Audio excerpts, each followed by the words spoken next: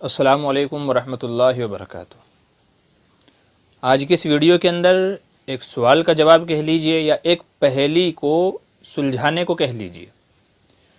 بہت سارے لوگ یہ سوال کرتے ہیں، آپ نے بھی دیکھا ہوگا کہ کسی لڑکی کی لاش ملی ہے لیکن اس کے بارے میں پتہ نہیں ہے کہ یہ ہندو کی ہے یا مسلم کی ہے، تو ہم کیسے پتہ کریں کہ کس کی لاش ہے؟ تاکہ مسلم ہو تو دفنایا جائے، کفنایا جائے، نہلایا جائے، اور اگر غیر مسلم کی ہے تو پھر ان لوگوں کے حوالے کیا جائے۔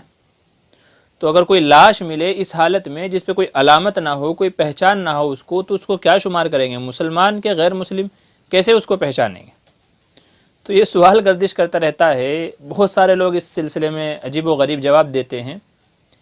کافی وقت پہلے میں نے اس کا جو تفصیلی مسئلہ لکھا تھا تحریر میں، وہی مسئلہ میں آپ کو پڑھ کر کے سنا دیتا ہوں۔ انشاءاللہ پورا مسئلہ واضح ہو جائے گا، آپ کو سمجھ میں آ جائے گا صاف ستھرے طریقے سے۔ جواب یہ ہے کہ جب کوئی لاش ملتی ہے، وہ چاہے مرد کی ہو یا عورت کی ہو، تو سب سے پہلے اس کے اوپر علامت دیکھے جائیں گے، اس کی پہچان، اس کی شناخت دیکھی جائے گی، علامتوں سے پہچانا جائے گا کہ یہ مسلم ہے یا غیر مسلم ہے۔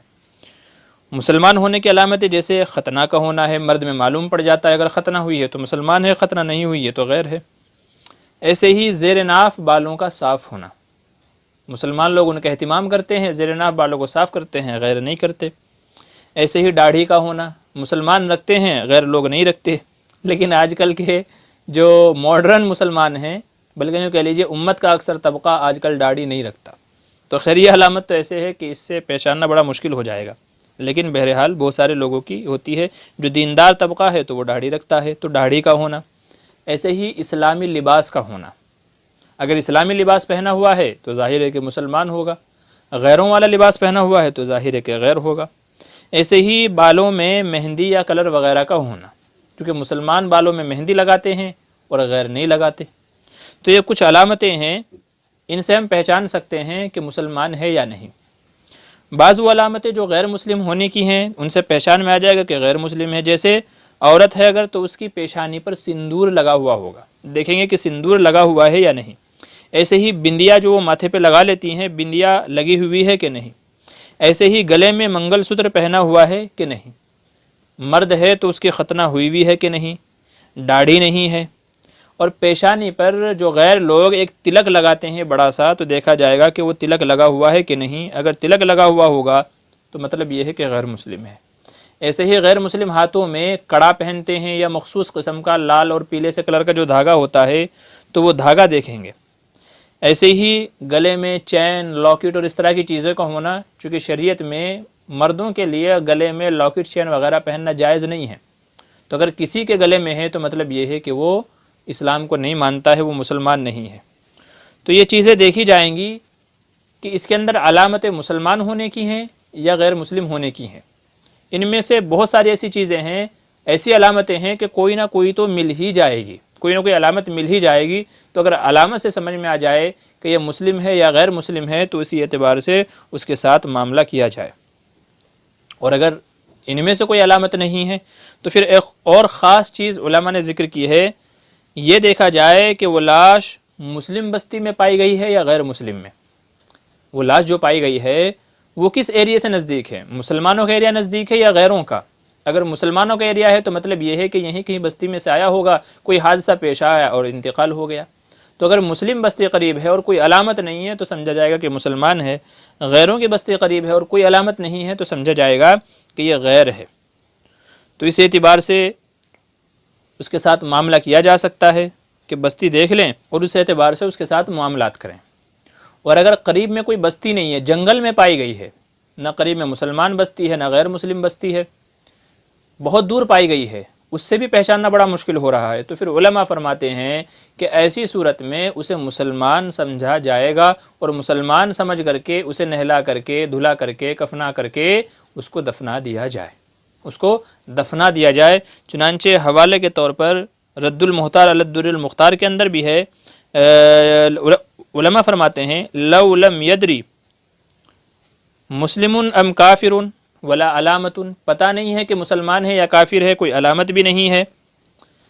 فإن فی دارنا غسلا وصلی علیہ، تو اگر وہ ہمارے علاقے میں ہے، ہمارے ایریے میں ہے، ہماری بستی کے قریب ہے، تو پھر اس کو غسل دیا جائے گا، اس کے اوپر نماز جنازہ پڑھی جائے گی، ورنہ نہیں۔ ایسے ہی ہندیہ کے اندر ہے، فتاوی ہندیہ، فتاوی عالمگیریہ کے اندر، ومن لا یدری انہ مسلم او کافر، کہ جس کے بارے میں پتہ نہیں ہے کہ وہ مسلمان ہے یا کافر ہے، فإن کان علیہ سیم المسلمین، تو اگر اس کے اوپر مسلمان ہونے کی کوئی علامت ہے، او فی بقاء دار الاسلامی، یا وہ دارالاسلام کے اندر ہے، مسلمانوں والے ایریے کے اندر ہے، یا اسلامی ملک کے اندر ہے، تو یغسل والا فلا، تو اسے غسل دیا جائے گا، ورنہ نہیں۔ یہ فتاوی ہندیہ کے اندر ہے، آپ کے مسائل اور ان کے حل کے اندر بھی ہے، اور کتاب النوازل کے اندر بھی یہ مسئلہ لکھا ہوا ہے۔ تو یہ کچھ علامتیں ہیں، کچھ چیزیں ہیں جن سے پہچاننا جو ہے آسان ہو جاتا ہے۔ یہ ہمارا لکھا ہوا جواب تھا۔ ہمارے ایک ساتھی ہیں مفتی مسروف صاحب، جو ہمارے درسی ساتھی ہیں مظاہر العلوم کے زمانے میں، تو ہم نے ان کے پاس یہ مسئلہ بھیجا تھا، تو انہوں نے کچھ اور اس کے اندر اضافہ فرمایا ہے، تو کہ اور کیا کیا چیزیں ہو سکتی ہیں پہچاننے کی، تو ان کا جو جواب ہے تحریری میں وہ پڑھ کر کے سنا دیتا ہوں۔ کچھ اور علامتیں انہوں نے ذکر کی ہیں۔ مردہ لڑکی کی لاش یا مردہ کی پہچان اگر اس کے اوپر کوئی علامت نہ ہو تو کیسے جانیں گے؟ مفتی مسروف صاحب مظاہری۔ نمبر 1، کسی بھی گمنام لاش کی مذہبی شناخت کے لیے بعض مذہبی آثار و شناخت کام آتے ہیں۔ مثلا علامات سے پتہ چل جاتا ہے کہ یہ لاش مسلمان کی ہے یا کافر کی۔ مسلمان ہونے کی علامت سنن فطرت کا پایا جانا ہے، یعنی فطری طور پر جو سنتیں مسلمانوں کے اندر ہوتی ہیں، جیسے ختنہ کا ہونا، خضاب کا ہونا، داڑھی کا ہونا، زیر ناف بالوں کا صاف ہونا، دارالاسلام میں پایا جانا، اور اس کے علاوہ قرائن کا موجود ہونا کہ مسلم بستی پاس میں ہے کہ نہیں ہے، تو اس اعتبار سے اس کے ساتھ وہی معاملہ کیا جائے گا۔ اس کے الٹا علامات کفر ہیں، جیسے لاکٹ یا دھاگے کا ہونا، زنار وغیرہ جو باندھتے ہیں، یا مذہبی شناخت، یا زیر ناف بالوں کا صاف نہ ہونا، ختنہ کا نہ ہونا، تو یہ تمام وہ صورتیں ہیں کہ جن سے ہم کو یہ سمجھ میں آ جاتا ہے کہ یہ غیر مسلم ہے۔ ٹھیک ہے۔ نمبر 2، کسی جگہ اگر کوئی گمنام مرد یا عورت کی لاش ملے اور مذہبی علامت موجود نہ ہو، جیسا کہ ابھی بتایا گیا، تو سب سے پہلے یہ دیکھا جائے کہ وہ جگہ دارالاسلام کی ہے یا دارالکفر، یعنی اسلامی علاقہ ہے، مسلمانوں کا علاقہ ہے یا غیروں کا علاقہ ہے۔ تو جس کا بھی علاقہ ہوگا یا جس کی بھی اکثریت وہاں زیادہ ہوگی، ایک ایریا ایسا ہے کہ وہاں مسلمان بھی ہیں، غیر مسلم بھی ہیں، تو دیکھا جائے گا اکثریت کن کی ہے، تو جن کی اکثریت ہوگی اسی کے اعتبار سے فیصلہ کر دیا جائے گا۔ نمبر 3، کسی مردہ لاش کی شناخت کے لیے سب سے پہلے علامات کو تلاش کیا جائے۔ علامات موجود نہ ہو تو مکان وغیرہ سے دیکھا جائے کہ بھئی یہ کس ایریے میں ہے، کس جگہ میں ہے، اور اسی اعتبار سے علامات وغیرہ سے اس کا اندازہ لگا کر کے اس کے اعتبار سے معاملہ کیا جائے۔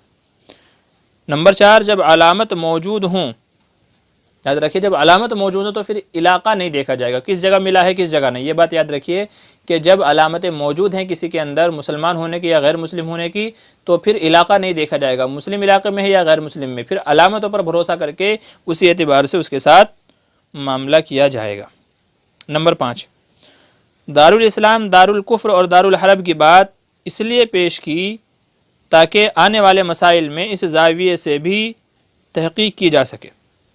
مثلا اگر دارالاسلام میں کوئی مقتول اس حالت میں پایا جائے کہ اس پر زنار ہو، اس کی گود میں قرآن ہو، تو اس کی نماز جنازہ نہیں پڑھی جائے گی۔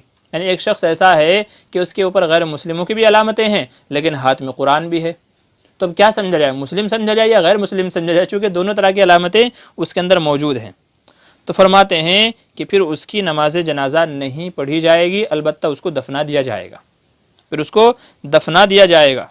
اور نمبر 6 یہ ہے کہ آج کا زمانہ ڈیجیٹل زمانہ ہے، تو ڈی این اے ہے، فنگر پرنٹس ہیں، باڈی اسکینر ہیں، بلڈ گروپ ہے، اور انسانی باڈی کی انالائسس، اس طرح کی چیزیں آج کل نئی ٹیکنالوجی، نئی مشینیں اس طرح کی موجود ہیں کہ ماہر علماء ڈاکٹر حضرات ان چیزوں کا اسکین کر کے ان میں تحقیق و تفتیش کر کے، یہاں تک کہ ناخن کے ذریعے تفتیش کر کے بھی بتا سکتے ہیں کہ اس کا ڈی این اے کس سے ملتا ہے، یہ کس کی اولاد ہے۔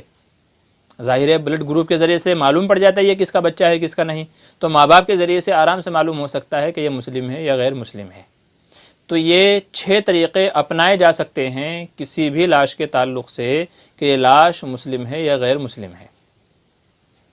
بعض لوگوں کو آپ نے دیکھا ہوگا وہ یہ سوال کرتے ہیں اور ساتھ میں چیلنج کرتے ہیں کہ میرا چیلنج ہے آپ کو 8 दिन کا 10 दिन کا یا زندگی بھر کا کہ آپ اس سوال کا جواب دے کر کے بتائیں، اور پھر یہ سوال لکھا ہوتا ہے کہ کیسے پہچانیں کہ مسلم ہے یا غیر مسلم ہے۔ تو ناظرین، اس طریقے سے اس طرح کی لاش کے تعلق سے ہم تحقیق کر سکتے ہیں اور اس کے اوپر حکم لگا سکتے ہیں کہ یہ مسلم ہے یا غیر مسلم ہے۔ یہ ساری تفصیلات اسی سلسلے میں ہیں۔ امید ہے کہ مسئلہ بالکل بے غبار ہو گیا اور آپ کو بات بھی سمجھ میں آ گئی ہوگی کہ پہچاننے کے یہ طریقے ہیں، اور بڑی آسانی سے ان طریقوں سے ہم کو معلوم ہو جائے گا کہ مسلم ہے یا غیر مسلم ہے۔ السلام علیکم ورحمۃ اللہ وبرکاتہ۔ حدیث مرسلہ ہو جا، خدا کا ترجمہ ہو جا۔